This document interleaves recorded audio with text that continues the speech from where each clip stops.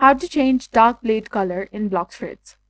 Hello and welcome back to our channel. In this video presentation, I'm going to teach you on how to change the color of your dark blade on Blox Fruits quickly and easily. If you have acquired a dark blade along with the Slayer skin on the Slayer dark blade, you can switch between the default dark blade and the Slayer skin dark blade. To change the skin or aura, simply talk to the specific NPC named Rip Andra. He can be found on one of the pillars at the top of the cave in the graveyard on the second sea. When you speak to Rib Andra, he will either allow you to change the skin of your dark blade or inform you that you need to unlock the Slayer skin first.